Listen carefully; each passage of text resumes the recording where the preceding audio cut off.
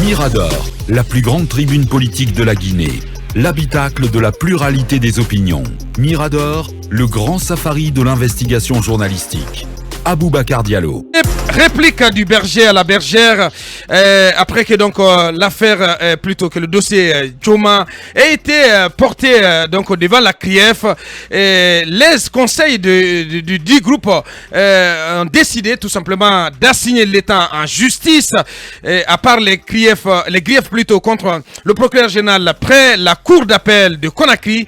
Quelles sont leurs réponses, en tout cas les réponses du pool d'avocats du groupe Djoma aux infractions qui ont été alléguées contre ce groupe par le procureur général près la cour d'appel de Conakry et le procureur spécial près la cour de répression des infractions économiques et financières. Dans un instant, nous donnons la parole à Maître Almami Samori Traoré qui nous a déjà rejoint sur ce plateau en 1 minute chrono. Quelques réactions avec Habib Marwan. J'ai dit bravo à Thibou s'il a pu être complice des détournements quand il était en exil. Depuis quand un conseiller du président qui n'est impliqué à aucune chaîne de dépenses peut être complice des détournements, il pose la question. Ça s'en mêle les pinceaux. Le conseil des ministres a démenti. Mais pourquoi alors trouver des cibles? Il se pose la question à Bib Marwan. Beaucoup de réactions même d'agitation là-dessus avec cette fois-ci on y va avec Fodé Baldé. Calmez-vous les gars, nos argent, donc nos sous se trouvent dans les trous. Il faut impérativement que ça sorte et la justice doit jouer son rôle. La CRIEF a son rôle à jouer dans cette dynamique. Ainsi donc, tous ceux qui seront cités dans une affaire en instruction doivent répondre. La moralisation publique, c'est aussi ça. Arrêtez-nous tous ces voleurs et qu'ils aillent en prison. La Guinée mérite mieux. Mais Mohamed Kaba peut se constituer avocat pour apporter son expertise à ces hommes. Non, il pose la question. Et puis, M. Condé, Ndaf n'est pas l'initiateur donc des financements et n'est donc pas ordonnateur non plus. C'est Condé, M. Condé qui estime cela. Et le tout dernier, c'est Soni Camara, c'est le tout dernier. Titi Cabinet. Je voudrais signaler aussi que selon nos investigations, en plus des accusations de détournement révélées par nos confrères de Guinée News, Zenab Nabaya serait propriétaire d'un bien immobilier en France, à Vauréal, dans l'agglomération de Cergy-Pontoise, dans le département de Val d'Oise, une maison dont la valeur serait estimée entre 200 000 à 300 000 euros, ce qui équivaut à plusieurs milliards de nos francs guinéens. Notre source nous indique que la maison a été achetée entre 2018 et 2019, au moment où Dame Zenab Nabaya était directrice financière des ministères. Et pour terminer, Tribun Fristro, bonjour Mirador. Ceux qui ont détourné l'argent du peuple doivent retourner l'argent du peuple au peuple. Vive la CRIEF. FIM FM, Mirador, parole directe, l'interview vérité ou la fine bouche ébénie. Mirador, ici, la parole est directe. Forcément, la parole sera directe avec lui. Et lui, c'est Maître Almami Samori Traoré, un des avocats du groupe Djoma. Bonjour à vous, Maître. Bonjour et bonjour à tous. Bienvenue. Merci. Vous avez décidé d'assigner l'État en justice. Pourquoi? Alors, il vous souviendra que le 21 janvier 2022, monsieur le procureur général de la cour d'appel de Conakry a convié effectivement la presse à une conférence de presse, au cours de laquelle, bien entendu, il a donné des informations, si vous voulez, concernant un certain nombre de personnes dont les dossiers devraient être transférés à la CRIEF, juridiction, il faut le rappeler, compétente en la matière. Au cours de cette conférence de presse, il a mis un accent particulier sur le groupe Djoma, les 3 sociétés qui sont poursuivies. Et dans les informations qu'il a données, il a donné les comptes bancaires ainsi que les chiffres qui se trouvent actuellement. Alors, il se trouve que, bien entendu, nous avons estimé, et suite, bien entendu, à cette communication, vous avez observé sur tous les médias, que ce soit les réseaux sociaux, l'actionnaire du groupe a été complètement j'étais en pâture par, si vous voulez, l'opinion publique. Et parce qu'il a été présenté, donc le groupe, comme étant coupable des faits qui lui sont reprochés alors qu'à date... Des faits de détournement des deniers publics. dans tous les cas, une série d'infractions. Une série d'infractions, 9 en tout. Hein. Voilà. Alors qu'aujourd'hui, à date, il n'a même pas, les sociétés n'ont même pas encore été entendues. Aucune procédure ou aucune convocation n'a été d'abord notifiée à nos clients. Donc nous avons estimé qu'il y a manifestement une violation du principe de la présomption d'innocence, conformément à l'article 13 de la Charte de la transition, l'article 14 de la Déclaration universelle des droits de l'homme, l'article préliminaire du Code de procédure pénale, et en application, bien entendu, de l'article 44 du Code civil, qui sanctionne la violation de la présomption d'innocence par toute personne qui se serait rendue coupable de ce fait-là. Et puisque le procureur, bien entendu, est irresponsable dans l'exercice de ses fonctions en tant que tel, ce n'est pas lui que nous avons assigné en réparation des préjudices que subit notre client du fait de la violation de la présomption d'innocence. C'est pourquoi nous avons assigné sa hiérarchie, le ministère de la Justice, représenté par l'agence judiciaire de l'État. Donc ça, c'est une procédure que nous avons initiée. Au-delà de cette procédure, nous avons initié une procédure pénale, cette fois-ci devant la Cour suprême. Et hier, nous avons déposé la plainte pour violation du secret issu des enquêtes. Parce que ces informations relativement au compte bancaire ont été obtenues à l'issue d'une enquête qui a été menée, bien entendu, par les services compétents à cet effet et qui ont été portées à la connaissance du public. Donc pour nous, il y a manifestement violation du secret professionnel en application de l'article 367 du Code pénal. Alors, au-delà de cela, nous avons estimé également qu'il y a manifestement une violation, si vous voulez, du serment du magistrat. Et pour ça, conséquemment, nous avons décidé également de porter plainte contre monsieur le procureur général, puis la Cour, le Conseil supérieur de la magistrature. Donc contre Charles Wright, auprès du vous CSM. Comprendrez que dans la communication, lorsqu'il a répliqué vainement contre la conférence de presse que nous avons organisée, c'est qu'il s'est fondé sur les dispositions de l'article 42 du Code de procédure pénale, qui donne la possibilité, l'article 8 également du même code, au procureur, si vous voulez, procureur de la République, je le disais tout à l'heure à quelqu'un, on ne distingue pas là où la loi ne distingue pas. On donne la possibilité au procureur de la République de donner des informations au public, mais des informations tirées des éléments objectifs du dossier et sans donner, si vous voulez, une impression que les personnes qui sont poursuivies sont tout de suite coupables. Vous pouvez le vérifier, l'alinéa 3 de l'article 8 du Code de procédure pénale. Donc, mais nous avons engagé cette série de procédures. Pour le moment, nous avons estimé, et je le disais hier dans un des médias, le procureur général, nous ne voulons plus en fait parler de lui. Si l'on veut parler de lui, c'est devant les différentes procédures que nous avons engagées pour ces faits. Il n'est pas notre interlocuteur dans le dossier qui concerne Djouma, qui, il faut le rappeler, conformément à l'article 19 de l'ordonnance qui crée la CRIEF, c'est une juridiction qui a une compétence nationale et le procureur a une compétence exclusive sur la zone de aux infractions, non pas sur la zone de Conakry, toute l'étendue du territoire national, le procureur spécial. Non, le procureur spécial, voilà, c'est lui qui a l'exclusivité de la compétence. Tout à fait. Donc on n'a absolument rien à voir avec le procureur spécial. Donc il fallait... Avec le procureur général, plutôt.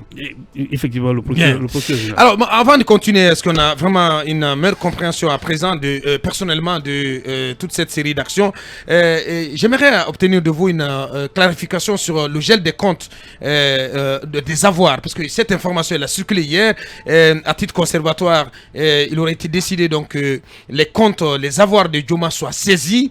Éclairez-nous là-dessus, maître Almamé Samori Traoré. Alors, je vais apporter une précision clairement sur ces faits-là. Il vous souviendra que depuis le 5 septembre, les jours qui ont suivi, il y a eu un gel systématique des comptes de toutes les entités du groupe.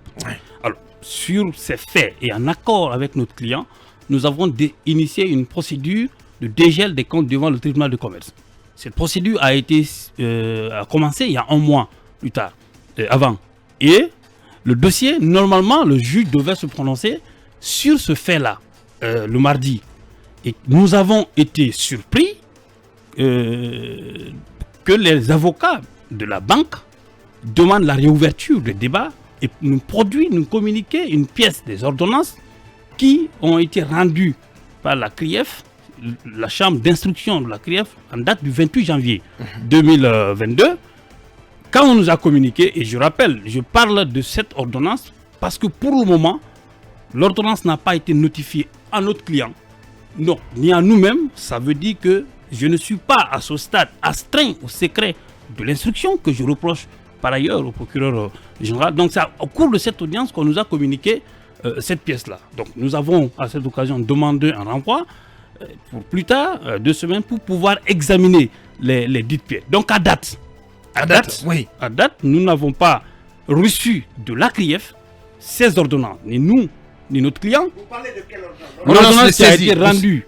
par la CRIEF, elle a été rendue le 28 mais avant. on vous l'a lu au tribunal du commerce. On nous a communiqué. On nous a communiqué les ordonnances qui confirment effectivement le gel le 28. Donc ça veut dire, c'est une preuve manifeste que depuis septembre jusqu'au 28, aucune saisie n'avait été pratiquée, en tout cas venant d'une juridiction sur les comptes. D'un point de vue légal. D'un point de vue légal.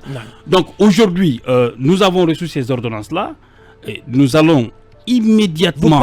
Vous parlez de ces ordonnances. Oui. Ça veut dire que c'est quelle ordonnance? Que disent ces ordonnances? Que disent? C'est important. C'est pour l'opinion. C'est ce que je suis en fait, ce que je peux vous donner comme information, et ce que tout le monde sait, parce que je ne vais pas vous révéler totalement le contenu de l'ordonnance pour des raisons stratégiques qui nous concernent. Mais ce que je sais, c'est que les comptes, bien entendu, du groupe sont concernés par ces ordonnances-là.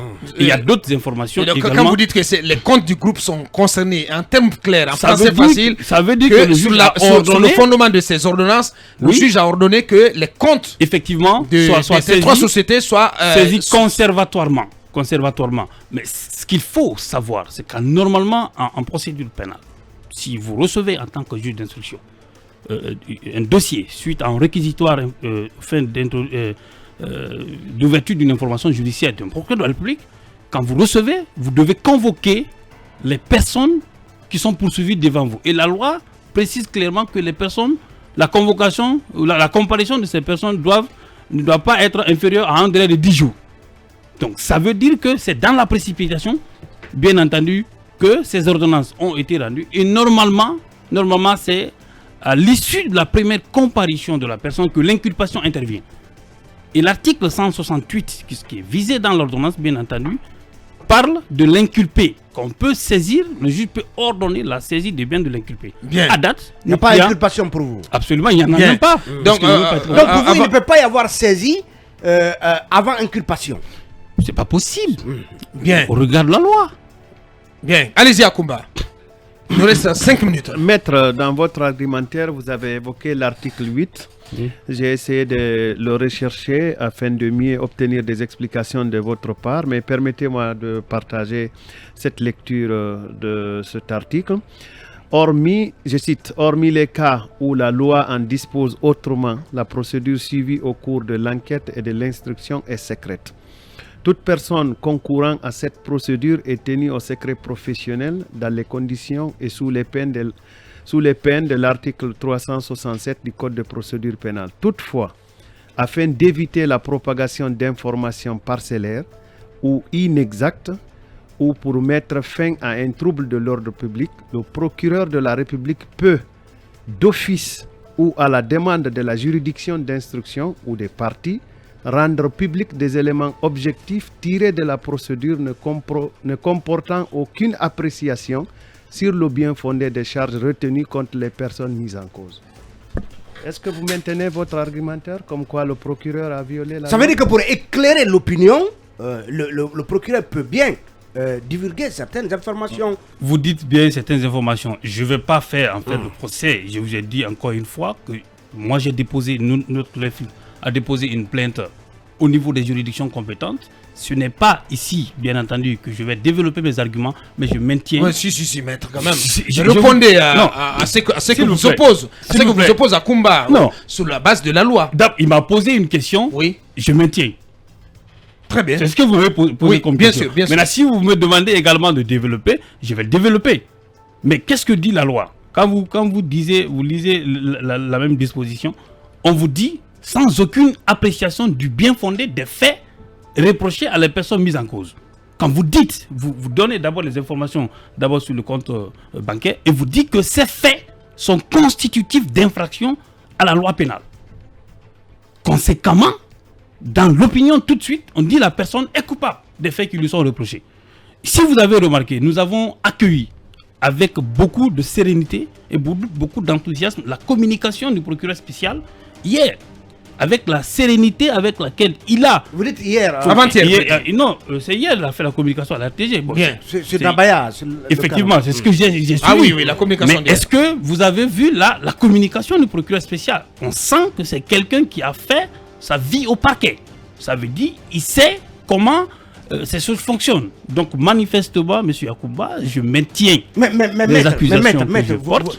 Vous ne pouvez pas dire qu'on a déclaré votre client coupable. On a fait qu'annoncer des faits pour lesquels... Des charges. Des charges contre lui, maître. Ce n'est pas une inculpation, ce n'est pas une condamnation qu'a prononcé le procureur. Non, le procureur ne peut pas prononcer une condamnation. Absolument. Même vous les journalistes, lorsque vous présentez quelqu'un comme coupable, ce n'est pas vous qui condamnez. Mais si votre communication va dans le sens de montrer à l'opinion que la personne, les faits pour lesquels cette personne est poursuivie, on a la possibilité d'engager une procédure de référé contre vous. Et c'est ce que nous attendons de la procédure de référé que nous avons initiée contre l'État guinéen, c'est la rectification. Pour vous, le procureur ne devait même pas communiquer. Nous n'avons pas dit ça. Nous n'avons pas dit ça parce que nous avons apprécié la communication qui a été faite par le procureur spécial dans les formes qu'il faut. C'est que nous n'avons pas aimé la façon dont ça a été fait et tous les professionnels de droit, en tout cas ceux, bien entendu, de bonne foi, savent que ça a été mal fait. Et nous avons tiré les conséquences. Je me rappelle... Quand quelqu'un, M. Akumba, lisait quelque chose ici la dernière fois, je crois que c'était hier, quand quelqu'un vous a dit qu'un professionnel de droit, que la qualification peut changer à toute étape de la procédure.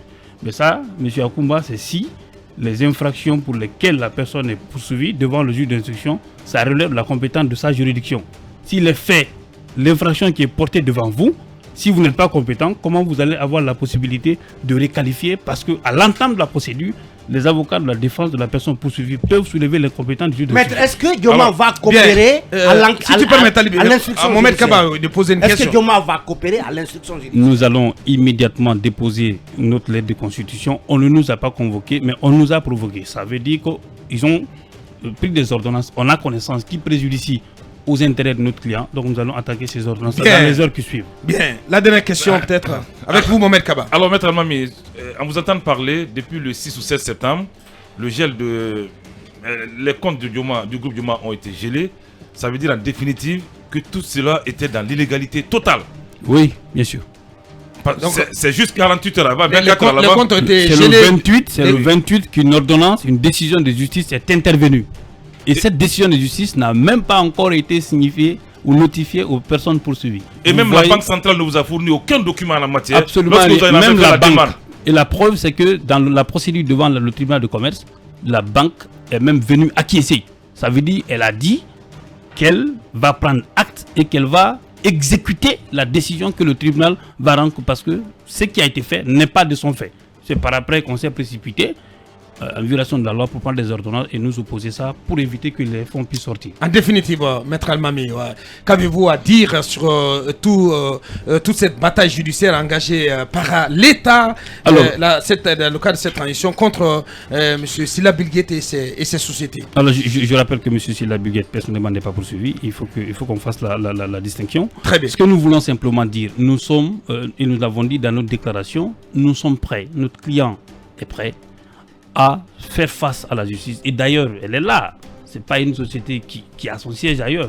Tous les investissements qui ont été faits sont en République de Guinée. Et c'est la raison pour laquelle, si on se reproche de quelque chose, pourquoi on ne prend pas les fonds, on les met dans les comptes offshore? Donc la société, elle est là. Les personnes sont là. On ne demande simplement qu'à respecter les procédures. Si elles sont convoquées, elles comparaîtront. Et nous voulons simplement, et c'est vraiment malgré nous que ce débat se transporte dans la presse, mais simplement c'est parce que le procureur général et la cour d'appel de Conakry, on ne sait pour quel intérêt, a provoqué cette presse-là, et c'est pourquoi nous répondons pour équilibrer les débats Bien. et que nous transportons devant la juridiction compétente pour en débattre. Nous sommes Bien. prêts pour ça. Nous continuerons de suivre de près l'évolution de ce dossier, tout comme d'autres, notamment Nabaya Gate. Grand merci à vous, Maître Elmam et Samouri Traoré, Merci. un des conseils du Joma Group qui était venu donc sur ce plateau pour éclairer l'opinion sur la marche de cette donc procédure judiciaire contre les sociétés de Joma. Grand merci à tous les 6. Merci également à Wally Design sur donc les pages. Grand merci à Alpha Diaoné, le Smart Tech. Merci à vous tous qui nous avez suivis un peu partout à travers le monde et sur le réseau de Dabo Media. On se retrouve demain pour continuer l'aventure. Au revoir, portez-vous bien. Mirador, la grande messe de l'investigation journalistique, la plus grande tribune politique de la Guinée. Avec Aboubacar Diallo, Talibé Bari, Mohamed Mara, Mamadou Ri Diallo, Akoumba Diallo, Kabinet Fofana, Mohamed Kaba, Mamadou Diambaldé.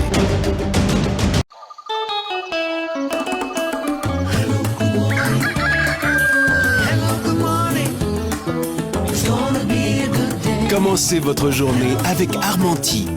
De la margarine pure, faite avec les meilleurs ingrédients. Idéal aussi pour les fritures et la cuisine au four. Faites de chaque journée une journée Armenti.